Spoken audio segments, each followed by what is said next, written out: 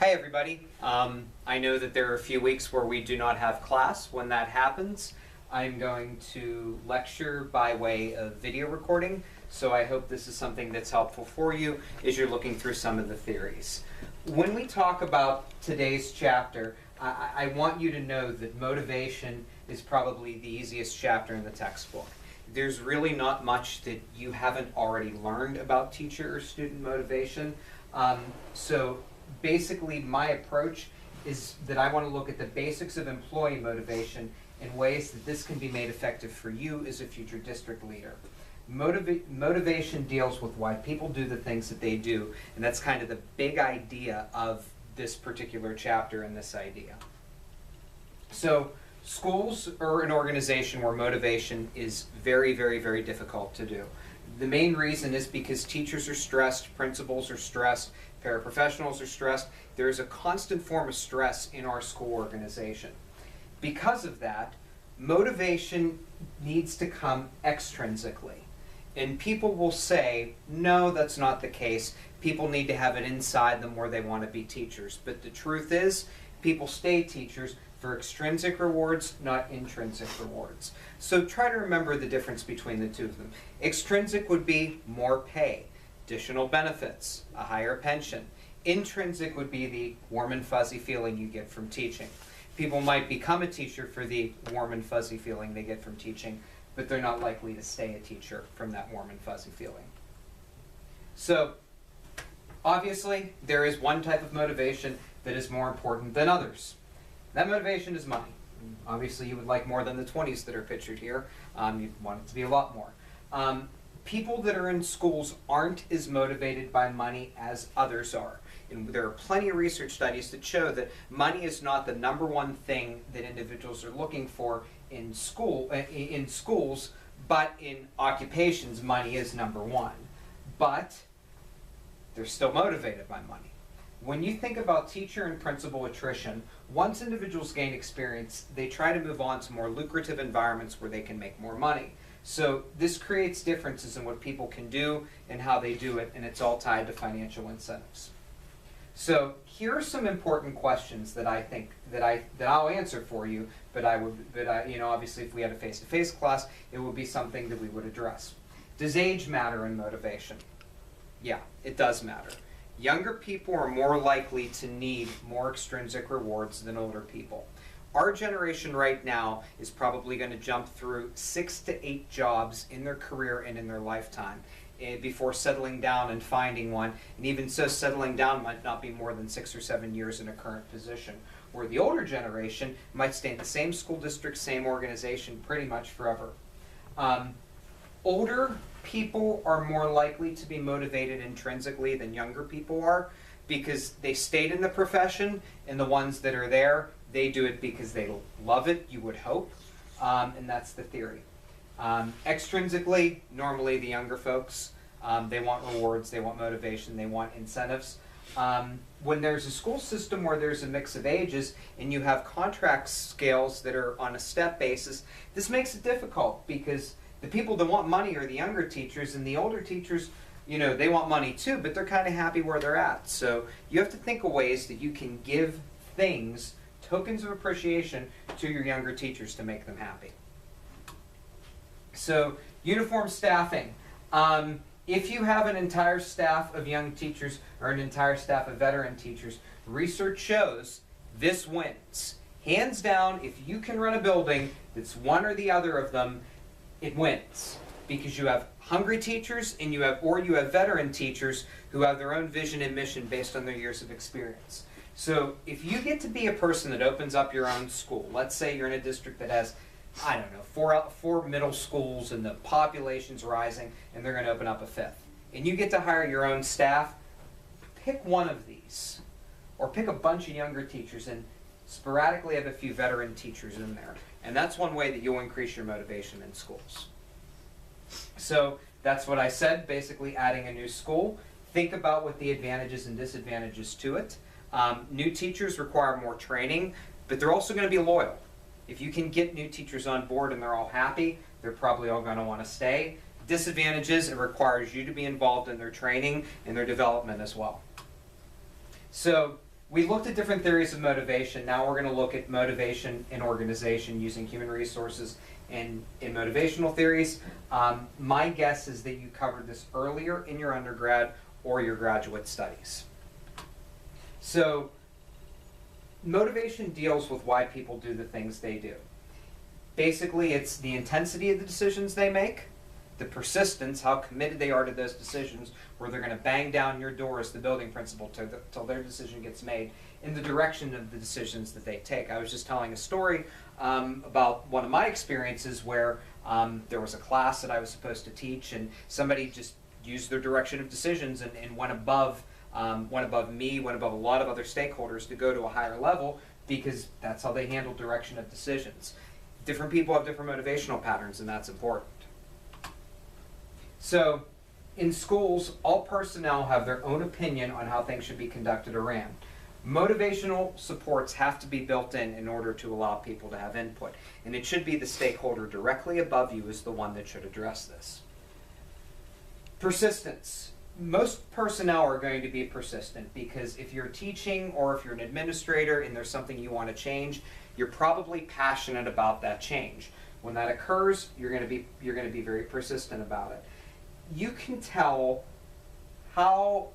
basically tell how important something is to one of your staff members depending on how persistent they are in trying to accomplish their goals. The ones that are constantly going to you and saying, geez, I need more big children's books in my classroom. Wish I had more big children's books. Look at the ones I'm using. They're obviously planting the seeds for you that they want more big children's books. Think about that and see how you can help their persistence. And if it's something that you're giving them that rewards them, then you're supplying extrinsic motivation for them, which is going to keep them happy and satisfied in their position. Intensity. Most people in schools are passionate about what they believe in. That helps them be more intrinsically motivated.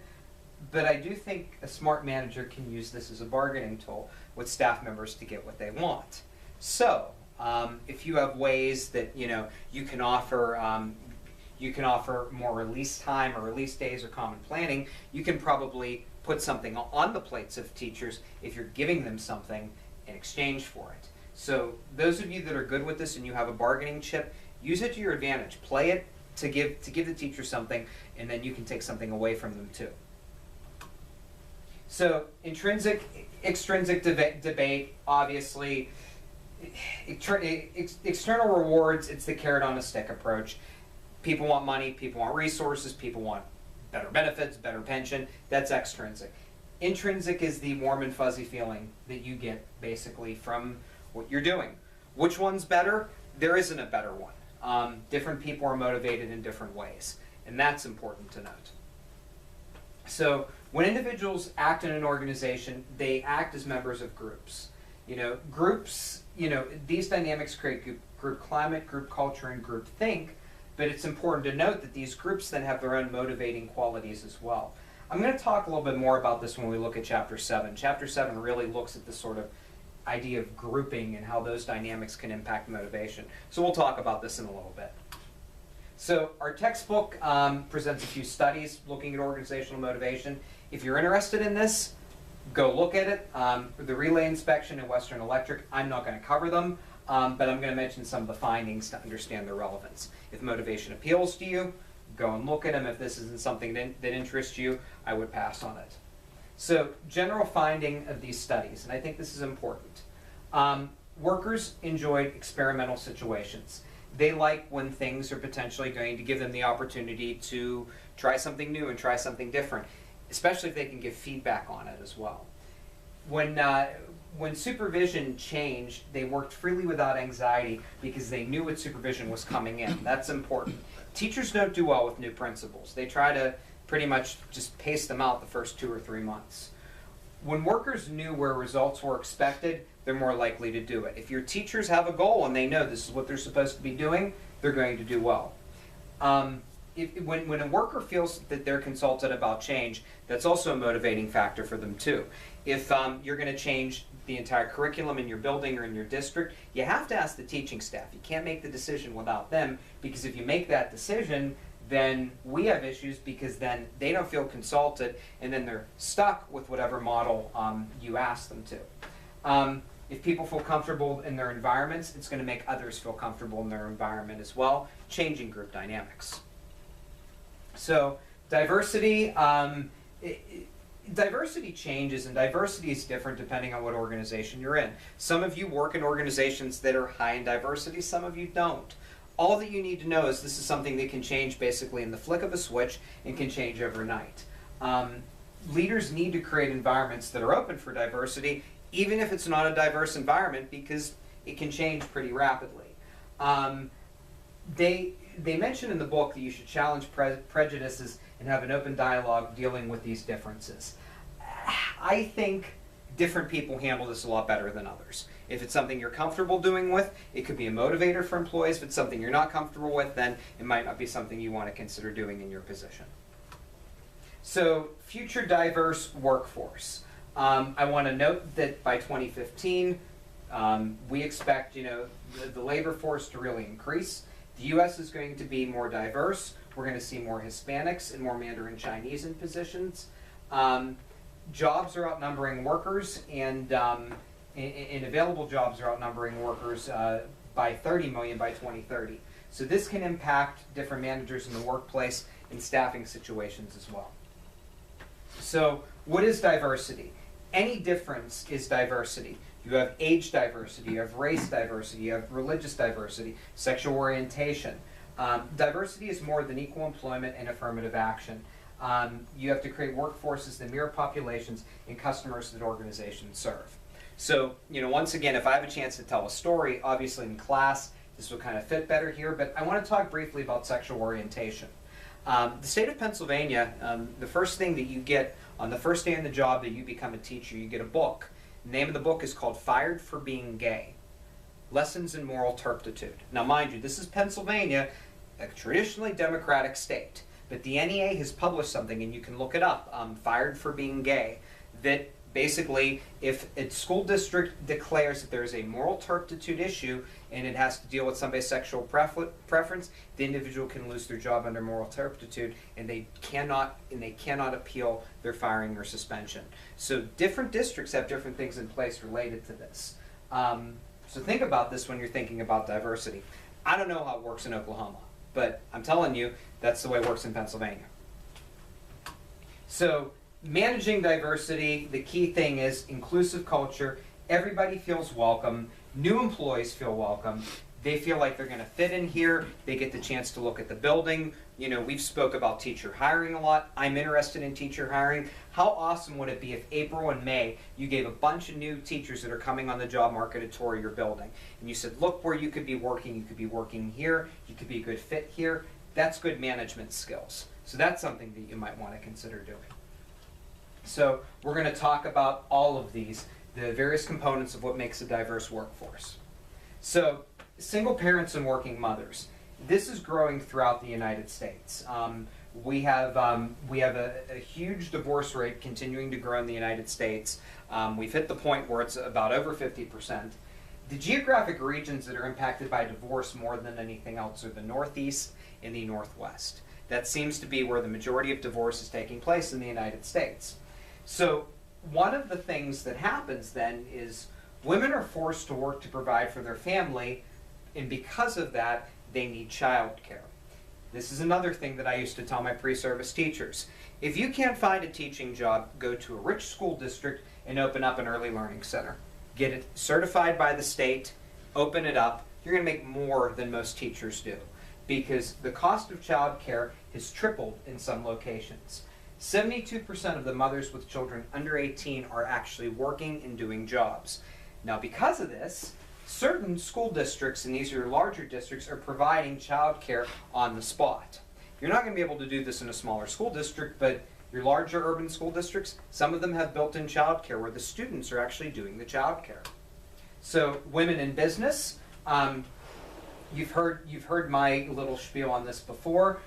Women do hold more than half of all management, professional, and related occupations. They do. The problem is the top level really is a glass ceiling.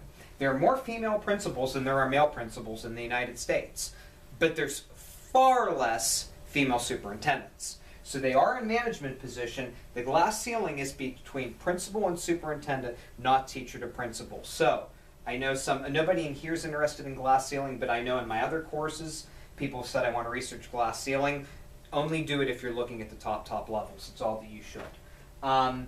You're going to have households that are single parents and those where both parents work full-time, and that's going to cause some challenges and struggles as well. A lot of mothers leave the labor force and return labor.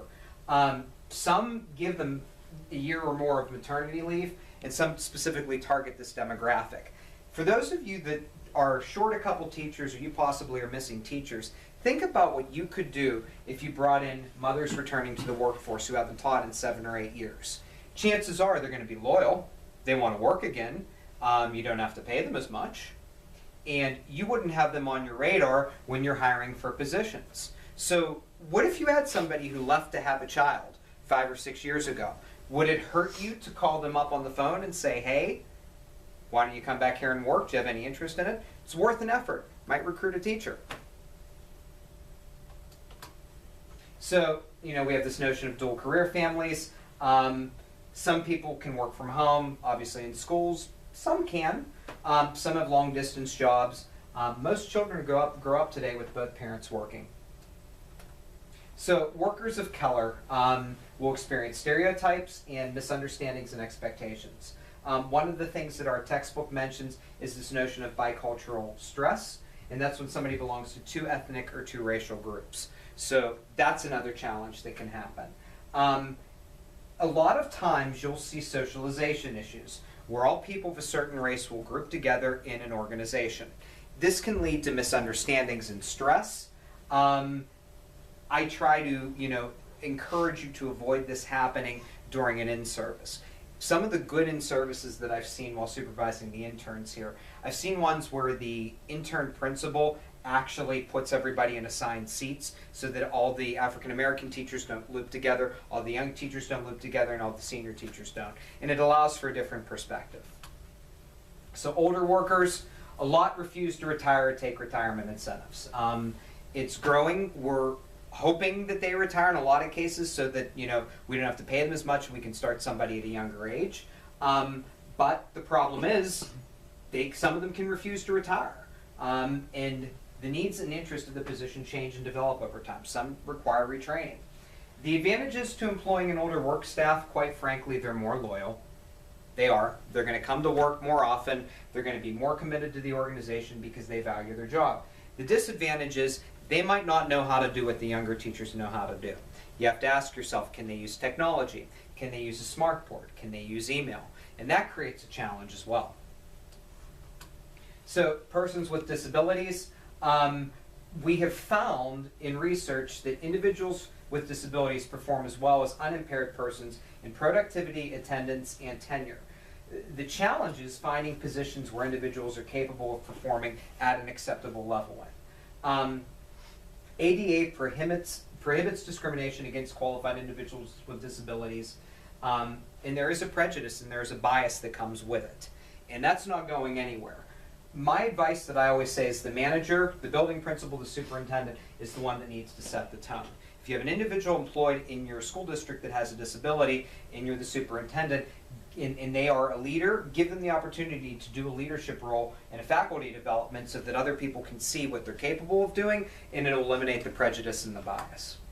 So immigrants. You have to be aware of immigrants partially in this state, but I would argue if you move to Texas, or definitely if you move to Washington or Oregon. We have a large number of Asian immigrants coming into the Northeast, and Latin America is coming all over the United States. Managers have to work to understand those cultures and languages, but these new immigrants that are bilingual, they're the ones that are going to be your ELL teachers. And as we've said in our other classes, we're going to fund ELL before we fund anything else. So there are some young people with limited education or skills. In our state, we used to call these our paraprofessionals. Our paraprofessionals basically were required by law to have 45 college credits. So you could be a paraprofessional in a school district by the age of 19 or 20 years old. What were their qualifications? What were their characteristics? They just didn't care sometimes. They knew they had to be there, but they didn't want to make their $60 a day, so they just wouldn't show up. Some wouldn't even call up.